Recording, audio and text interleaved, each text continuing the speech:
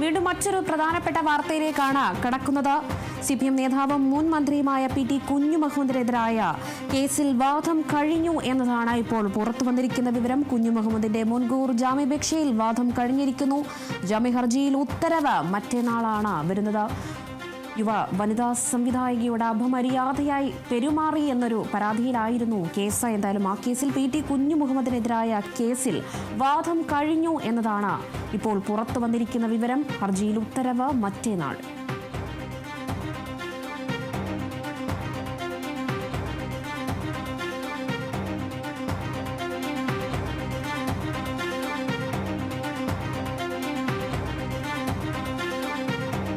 അല്പം മുമ്പാണ് PT കുഞ്ഞുമുഹമ്മദിനെതിരായ കേസിൽ WCCയുടെ ഒരു പ്രതികരണവും എന്തായാലും ഉണ്ടായത്. മുഖ്യമന്ത്രി എന്തുകൊണ്ടാണ് ഇതിൽ മെല്ലപ്പോക്ക് കൊണ്ടുപോകുന്നു എന്നൊരു രീതിയിൽ WCCയും ശക്തമായ രീതിയിൽ എന്തായാലും പ്രതികരിച്ചിരുന്നു. അതിന് തൊട്ടു പിന്നാലെയാണ് ഇപ്പോൾ PT കുഞ്ഞുമുഹമ്മദിനെതിരായ കേസിൽ വാദം കഴിഞ്ഞു എന്നൊരു വിവരം കൂടി പുറത്തു വന്നിരിക്കുന്നത്. കുഞ്ഞുമുഹമ്മദിന്റെ മുൻകൂർ ജാമ്യാപേക്ഷയിൽ വാദം കഴിഞ്ഞിരിക്കുന്നു. ജാമ്യ ഹർജിയിൽ ഉത്തരവ് വരിക മറ്റന്നാളാണ്. ഇതിൽ ഉത്തരവ് വരിക.